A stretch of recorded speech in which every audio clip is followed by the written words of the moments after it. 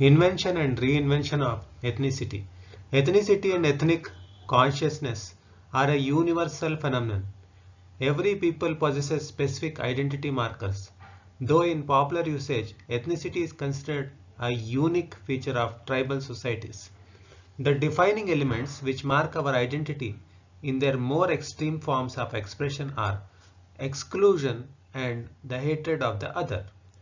Ethno-nationalistic mobilizations have taken place all over the world with a political agenda of separatism where the objective is to carve out an exclusive territorial and political space, excluding the other who has historically been a part of the same territorial and political space and has shared the same or similar ethnic identity.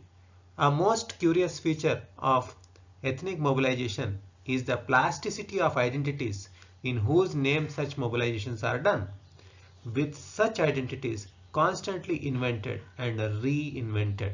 When an element of fabrication enters this process of construction and invention, one has to question the very authenticity of such rigid identity assertions.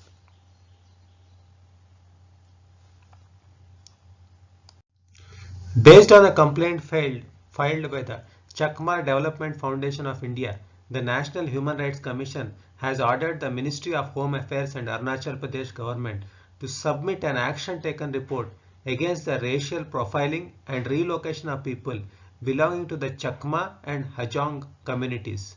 The complaint was filed by the foundation following the scheduling of an illegal census of the Chakma and Hajong dominated areas. These people have also been victims of alleged hate crimes and discrimination due to their ethnicity. The word ethnic, with its derivative ethnicity like colonial, has acquired a soft focus permeated with quaintness and romances, something beautiful to long for. The other side of this idealized image is its successful marketing. Thus one finds that ethnic food, ethnic cloth, ethnic jewelry are among the most assiduously marketed and hankered after by those with the wherewithal in metropolitan areas. For these things do not come cheap. Similar is the love and nostalgia for things colonial, especially on part of those who have no memories of colonial rule. Just as colonialism in action was one of the cruelest and most rapacious commercial enterprises that profoundly damaged its victim, ethnicity in action and the uses to which it has been put have their ugly side. This is certainly so in Assam and its environs, where ethnicity has gone beyond being merely an idea and a word used to describe things strange and exotic, once viewed as supposedly unique to the tribal people on the margin. One nowadays speaks routinely of ethnic Assamese. Ethnic Assamese restaurants are a thriving business. Traditional Assamese attire worn by women is sold at ethnic Assamese boutiques at very high prices which few ethnic Assamese can afford. Questions about ethnicity and ethnic identity are now a constant in any discussion of the ferment as much among different sections of the tribal and non-tribal people in Assam and its neighborhood as among the people of Brahmaputra Valley, the ethnic Assamese. The idea, as much as the word has become part of a new political vocabulary of power, whose defining elements in their more extreme forms of expression are exclusion and hatred of other. This is perhaps natural, since underlying the present exclusionary ideologies, whose other side is hatred of the other, is the historic reality that those presently driving such exclusionist agendas were themselves despised, excluded and marginalized by communities that have always viewed themselves as a part of society's mainstream. Ethnicity and ethnic consciousness are, however, a universal phenomenon.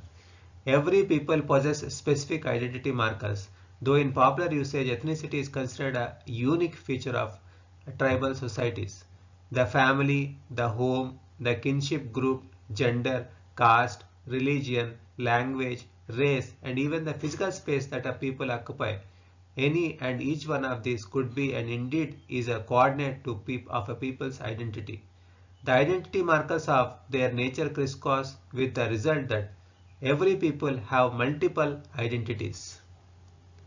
And yet, identity politics and ethnic, now ethno-nationalistic assertions articulated in singular and exclusive terms have taken some of the most violent forms not merely in Assam and its neighborhood but worldwide. There is hardly any country, from the economically most advanced to the most backward, where such ethno-nationalistic mobilizations have not taken place with a political agenda of separatism whose objective is to carve out an exclusive territorial and political space, excluding the other who has historically been a part of the same territorial and political space and has shared the same or similar ethnic identity. Often the other is indistinguishable from the self, as in civil wars whose key component is ethnic cleansing, the other side of violent ethnic assertion. There may be an element of subjectivity in such ethnic identity assertion. One is not merely what one is also what one thinks and feels one. And no one certainly no now all journalists or even better qualified scholars can dismiss even the most subjectively held perception of a people as merely reductionism. The problem arises when such assertions seek to deny, diminish, and if possible, destroy the other who is very often of one's kind but in process of exclusionary mobilization is cast beyond the pale. A most curious feature of ethnic mobilization is the plasticity of identity in whose name such mobilization are done, with such identities constantly invented and reinvented.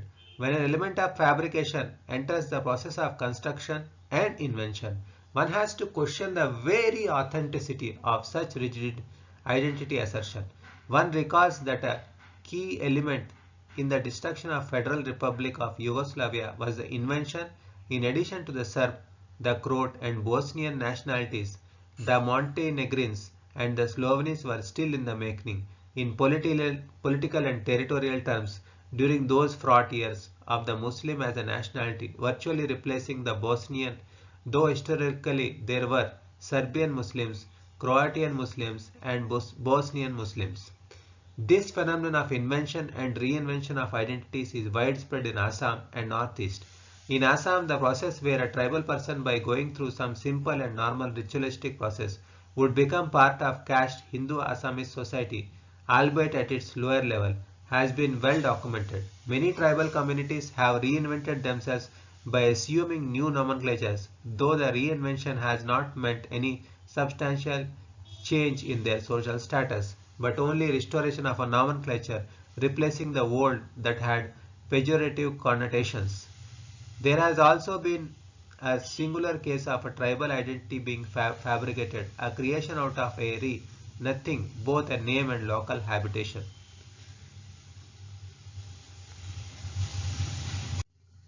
Manipur presents some of the most striking examples of such invention and reinvention of identities.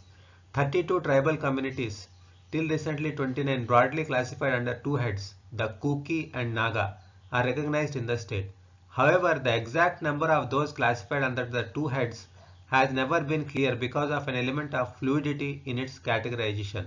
What is clear is that while there are few instances of Naga tribe switching its identity to Kuki, the traffic in reverse direction is not uncommon.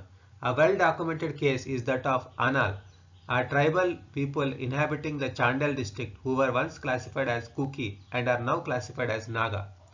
One of the most interesting cases of such plasticity is the Monsang, once considered as Kuki tribe and now identified as Naga tribe.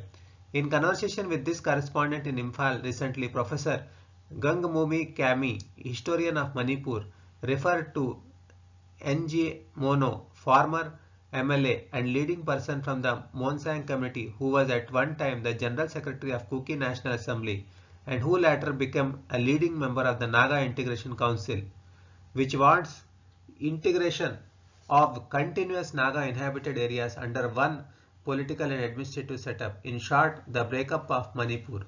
Professor Kami himself presents a most interesting transition.